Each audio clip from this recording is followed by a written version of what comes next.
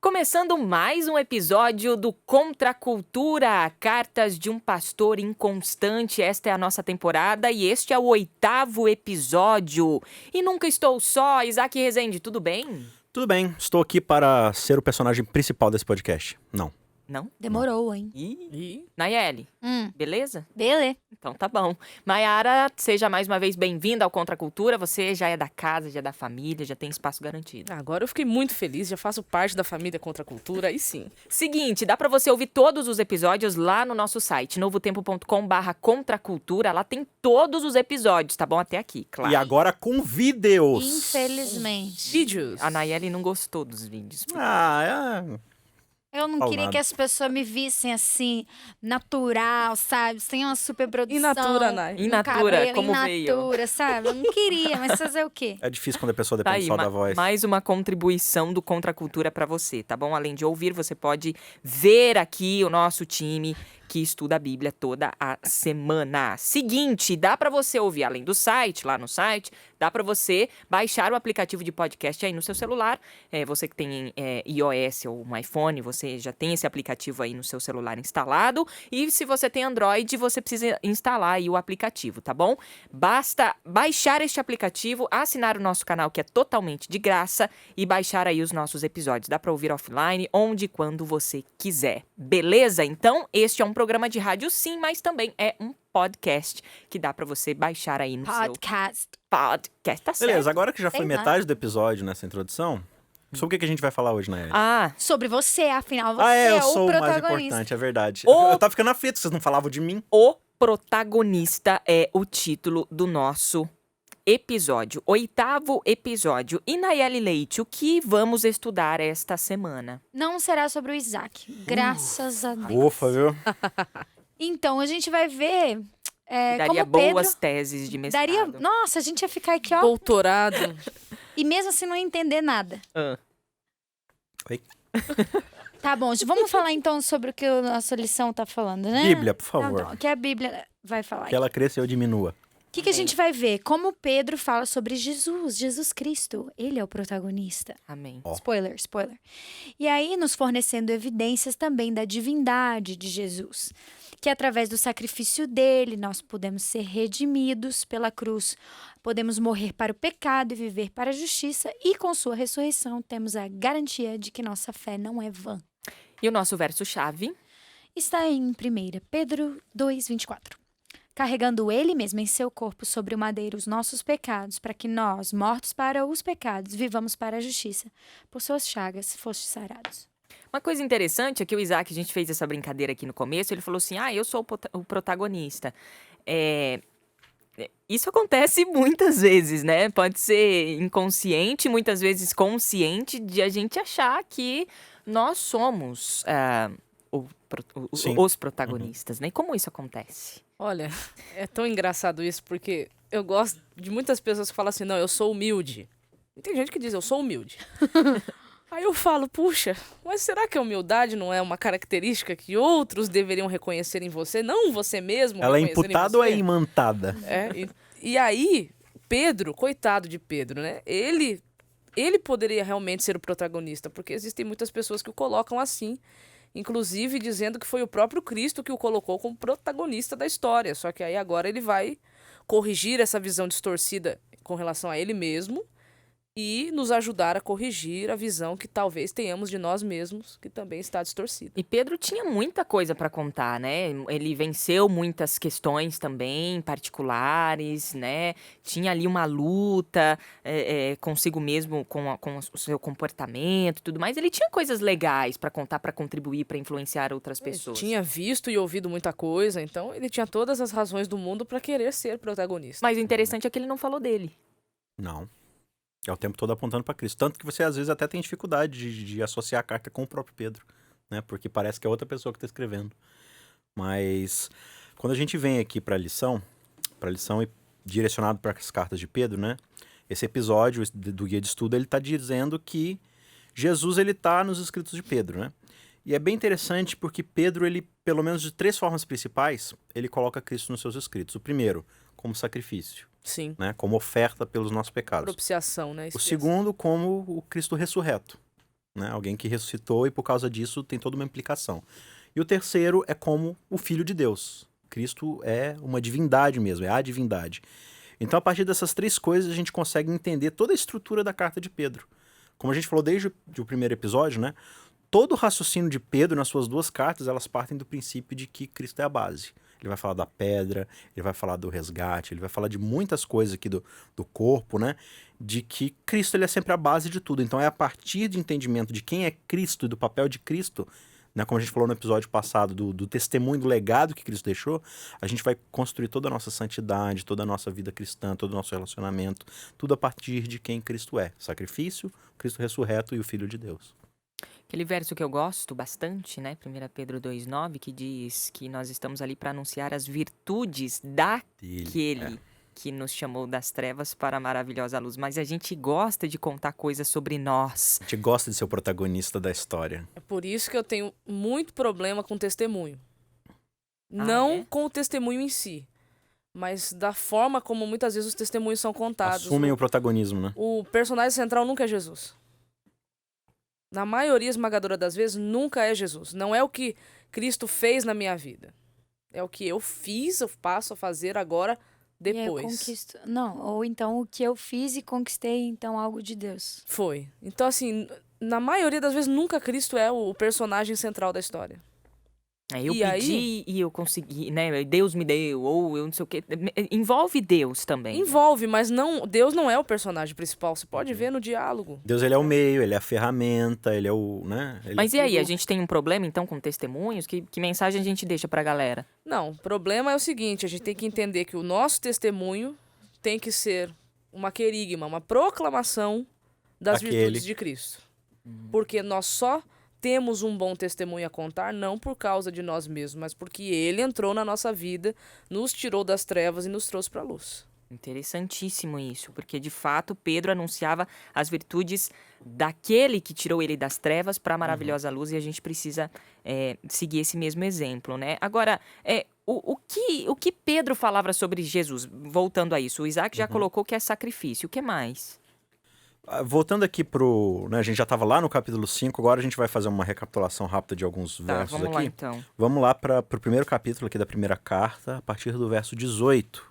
1 Pedro 1, versículo 18, diz o seguinte: Pois vocês sabem que não foi por meio de coisas perecíveis como prata ou ouro que vocês foram redimidos de sua maneira vazia de viver, transmitida por seus antepassados, mas pelo precioso sangue de Cristo, como de um cordeiro sem mancha e sem defeito, conhecido antes da criação do mundo, revelado nesses últimos tempos em favor de vocês.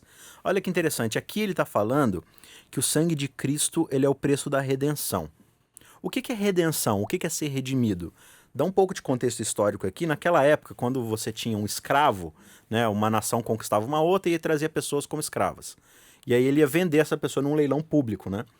E aí as pessoas ofereciam, não, eu te dou ouro, eu te dou prata, eu te dou tantos ciclos, tantos talentos por essa pessoa aí, para ela ser uma escrava, enfim, sexual, serviçal, qualquer coisa, né? E aí, se alguma pessoa queria fazer uma benfeitoria e libertar um escravo, ela tinha que redimir esse escravo. Como ela fazia isso? Ela pagava o preço integral daquela pessoa no leilão e ela falava, agora você é livre porque eu paguei o preço que você custava. Então essa pessoa, ela redimia outra pessoa. E aí Pedro vai falar assim, olha, vocês não foram redimidos por coisas perecíveis como ouro ou prata. Vocês eram escravos. Vocês estavam no leilão do pecado, né? E vocês foram redimidos, vocês foram libertos desse pecado. Mas não foi com ouro e nem com prata, foi com sangue do cordeiro, conhecido desde a fundação do mundo. Ou seja, desde muito antes de tudo isso acontecer, um cordeiro que é Cristo, ele já tinha sido separado para poder derramar o sangue. É alguém sem mancha, sem defeito nenhum, e ele foi quem redimiu vocês da escravidão do pecado. E aí, a partir desse raciocínio, ele vai começar a discursar todo o resto. Questão de santidade, questão de relacionamento, amar o próximo, guardar a lei, ou seja, vocês não são mais escravos, vocês agora são livres. Então só pessoas livres podem viver dessa forma. E extraindo essa ilustração aí do mercado de escravos da época, um escravo ele até poderia conseguir comprar sua libertação. Só que isso ia requerer muito trabalho, muito esforço, muito sacrifício, muito tempo. E por que Pedro faz questão de dizer que foi Cristo quem nos redimiu? Porque nós, por mais que tivéssemos a eternidade pela frente, jamais conseguiríamos pagar o preço. O guia de estudo também traz aqui, bom, frisando o sacrifício, A ressurreição. nós fomos redimidos, Sim, né, a redenção. a redenção. E também traz aqui a questão da paixão de Cristo. Isso é muito interessante, inclusive porque tem pessoas que falam, ai, mas esse Deus é apaixonado por nós, né?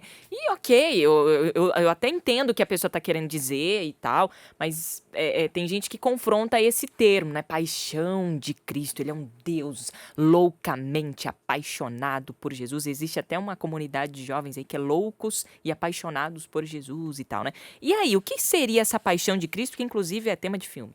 A paixão aqui tem muita gente que romantiza, né? Cuidado. A palavra paixão no grego aqui significa sofrimento. Sofrimento. E se você for olhar bem a vida de Jesus, sofreu, viu? Se você for para a cruz e observar as 7 últimas palavras que ele disse na cruz, você vai perceber o sofrimento que ele enfrentou. Sofrimento emocional, por estar ali completamente separado do Pai, por causa dos meus pecados, por causa dos nossos pecados. Sofrimento físico, muito sofrimento físico pelos castigos, os flagelos e a cruz que foi imposta a ele, que não era para ele, mas foi imposta a ele. Então, realmente, foi uma paixão, foi um sofrimento terrível que Jesus passou por nós. E aqui no verso 24 do capítulo 2, né, ele vai dizer, na verdade, desde o verso 21 ele já está falando, né, que ele não cometeu pecado algum, sofreu por nós, quando insultado não revidava, né, quando sofria não fazia ameaças e tal, e se entregava àquele que joga com justiça. Aí no verso 24 ele diz, ele mesmo levou em seu corpo os nossos pecados sobre o madeiro, a fim de que morrêssemos para os pecados e vivêssemos para a justiça. Por suas feridas vocês foram curados. Eu acho bem interessante porque o entendimento ali dos últimos momentos da vida de Jesus, né, antecedendo a sua morte, ele está ali no Jardim de Getsêmani, extremamente no sofrimento psicológico, físico, né? E ele dá uma das frases mais clássicas que você vê ali, que é, Pai, se possível, afasta de mim esse cálice. Na nossa leitura humanista, que é sempre enxergar o sofrimento como o inimigo, a gente acha que Cristo está pedindo para Deus aliviar um pouco a dor. Não, não era isso, não. Cara, é um negócio muito maior. Porque em toda a Bíblia você vai entender que o conceito de cálice de Deus é a sua ira. Entendeu? Então, no momento aqui, como o Pedro está dizendo, ele levou em seu corpo todos os nossos pecados. E Deus, ele odeia o pecado. A ira dele está sobre o pecado. E Paulo vai dizer que ele se fez pecado por nós. Exatamente. Então você imagina aqui que todo o pecado do universo agora está sobre Jesus. Ou seja, a concentração da ira e do ódio de Deus pelo pecado Está toda está concentrada em Jesus. Sem misericórdia. Então Jesus está falando assim, Pai, se possível, não me odeie. Não se ire sobre mim, mas seja feita a tua vontade. Se eu tiver que passar pelo sofrimento de ter você me odiando, e claro, o ódio de Deus é santo, né? Não é o ódio que eu e você sentimos. Mas se eu tiver que passar por essa ira, por esse ódio, que seja feito isso também. Porque o que importa aqui é o quê? É o que vai acontecer como resultado disso. Por causa desse sofrimento, por causa dessa minha ferida, todas as pessoas vão ser curadas. E ele termina dizendo no capítulo, pois vocês eram como ovelhas desgarradas, mas agora se converteram ao pastor e bispo das suas almas. Ou seja, a gente só é curado e liberto do pecado quando a gente entende o resultado do pecado. E tudo isso você enxerga na paixão de Cristo. Que, ou seja, nesse sofrimento que ele está passando. A gente entende que, tipo assim, olha, a acusação que foi feita no universo é, olha, pecado é um conceito muito abstrato, não tem nada a ver. Esse negócio de fazer o que Deus pediu, você não precisa fazer, você não vai morrer. Você sabe que você vai morrer, nada vai acontecer. Olha, você vai ser como Deus, inclusive. E aí na cruz, Cristo está mostrando, olha, o pecado ele é tão sério que até Deus morre diante do pecado. O que é impossível acontece. Uhum. E Deus não só morre, nasce. 2 coisas impossíveis para quem é eterno. Uhum. Nascer e morrer. Não tem começo, não tem fim. Teve começo, teve fim. Uhum. Por amor à humanidade. Olha aí. Por amor a cada um de nós, né? Tem uma citação, não sei se a Nay pode ler pra gente, mas é aqui na segunda-feira do nosso guia de estudo, lá no finalzinho, Jesus temia que o pecado, ali depois em diante, ali no primeiro parágrafo mesmo, que Ellen White coloca aqui pra gente, né? Satanás torturavam, né? Sim, Jesus temia que o pecado fosse... Jesus temia que o pecado fosse tão ofensivo a Deus que sua separação fosse eterna. Cristo sentiu a angústia que há de experimentar o pecador, quando a misericórdia não mais interceder pela humanidade culpada. foi o sentimento do pecado, trazendo a ira divina sobre Jesus como substituto do homem, que tornou tão amargo o cálice que ele sorveu e quebrantou o coração do Filho de Deus. Ou seja, acho que a gente não tem noção disso. Não.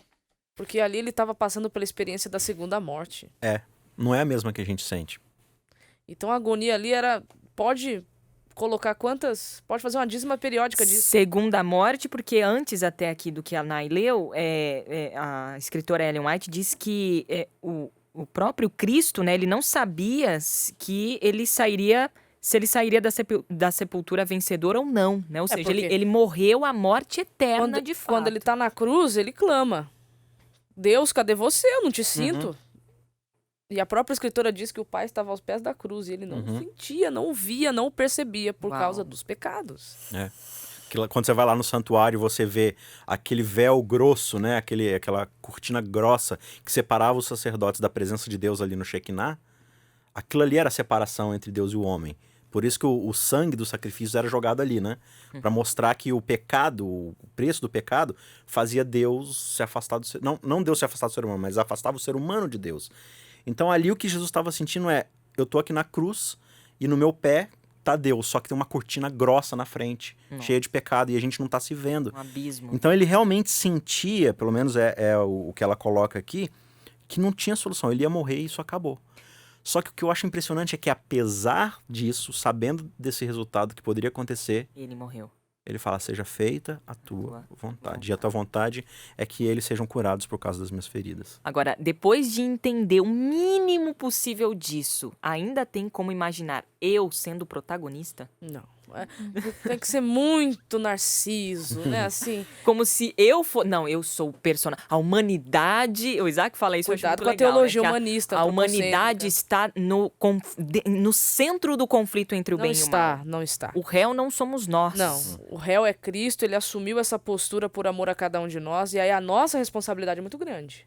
Porque agora, os portadores de luz somos nós. Ou deveríamos ser. Ou deveríamos, né? Agora, um outro assunto que Pedro coloca muito bem colocado em suas cartas não é mais de um Deus morto Não. na cruz. Mas que hoje vive... Oh. Oh, que beleza! Ficamos de cantores nesse programa! Agora você comenta as teologias, vai. Não? E aí, a Nai? ressurreição de Jesus, que mensagem é essa aí que Pedro tá passando pra gente? Então, a mensagem aqui é que a morte não pôde contê-lo, né? E eu fico tentando imaginar Satanás nesse momento. Pra mim, eu vou dar uma opinião particular minha. Talvez aquele dia da ressurreição de Cristo possa ter sido o dia que a terra menos pecou. Porque eu acredito que na cabeça doente de Satanás seria o seguinte: se esse camarada, se a gente conseguir conter ele no túmulo, vitória nossa. Vitória nossa. Mas a gente sabe o que acontece, né? Um anjo só desce, todo mundo toma seu rumo e Cristo sai vitorioso, né?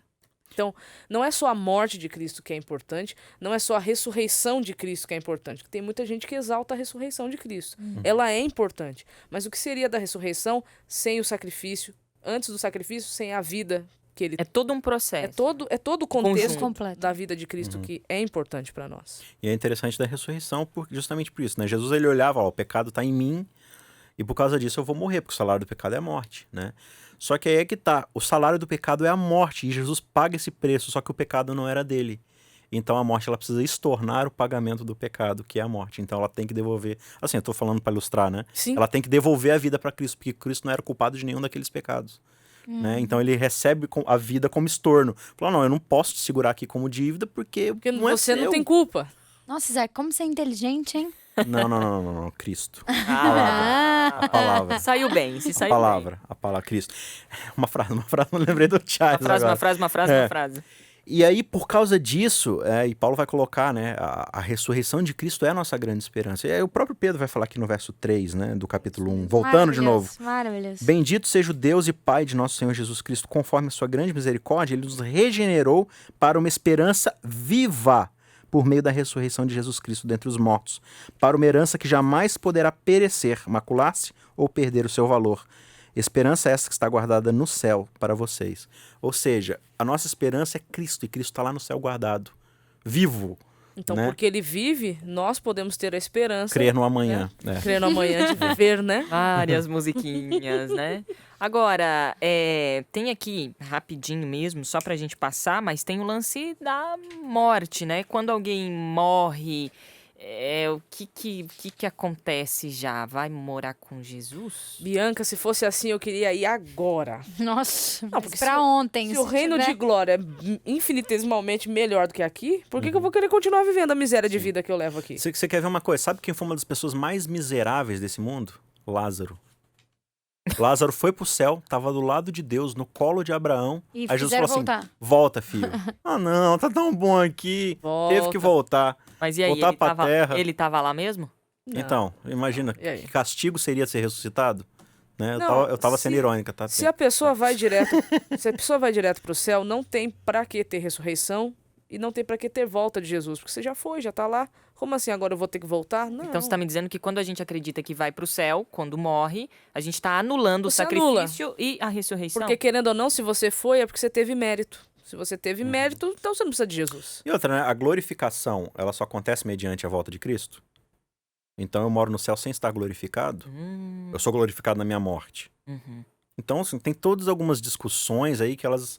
Claro, não é preto no branco assim, né? Não é... A gente também não pode tratar como... Não. tipo assim, forma nenhuma. quem não crê assim tá errado Não, e de tal. forma nenhuma. É realmente complicado, mas existem algumas contradições, a nosso ver, pelo menos, que dificultam um pouco entender que quando Pedro tá falando ali que tô pra deixar esse tabernáculo, né? Que ele tá falando que vai deixar o corpo e vai pro céu, ele tá falando simplesmente de que ele vai deixar de viver, só isso, né? Estou voltando a ser o que eu era antes, pó. Para nós aqui, a morte é comparada a um sono, certo? Sim. É um sono. Período de pausa, né? uma pausa. pausa. Não, Eu não pensamos, realmente- não saímos deste corpo, não... A gente recebe muita crítica dentro da doutrina adventista por chamar a morte de sono da alma, né? Eu nunca entendi porque Jesus ele é tão claro quando ele chama a menina lá que tá morta e fala, não, ela só tá dormindo. O próprio Jesus falou, qual é a dificuldade de eu entender O próprio dessa Jesus comparou forma? que a morte é um sono, sono. né? Então tá bom. Ó, tem uma questão também, eu acho, pra gente fechar esse episódio. Pedro fala de Jesus como Messias, mas é interessante porque esse termo Messias aí, ele até foi meio que assim, Jesus não queria muito o título de Messias, né? Ele tentava dar uma fugidinha disso aí, né? É porque a compreensão de Messias na época era complicada. Eles estavam esperando um Che Guevara, um revolucionário político. Jesus não veio assim. Ele contrariou completamente as expectativas. Por isso que Isaías, lá em Isaías 53, vai dizer que ele não tinha aparência nem formosura. Porque ele não era o tipo de Messias que o povo estava esperando. Por exemplo, né, quando Davi Samuel lá pegou o óleozinho e derramou em cima da cabeça de Davi se tornou o Messias. Ungido, né? Ungido para ser o rei de Israel. E é isso que significa Messias. É, ungido. Então, quando Jesus ele é o Messias aclamado pelo povo, o povo tá olhando e falando assim, esse é o libertador da nossa carga política, social, econômica, esse é o que vai trazer prosperidade física e social aqui para Israel. E Jesus tá falando, não, gente, Não é isso. vocês não estão captando a ideia Vocês aqui. estão confusos. Não tenho nada que falar, não. Mas além dele ser Messias, ele era divino, né? Então, um Messias divino. Então, assim, o que Jesus escolheu fazer por nós é algo que nós vamos precisar um pouco mais de tempo com ele para entender.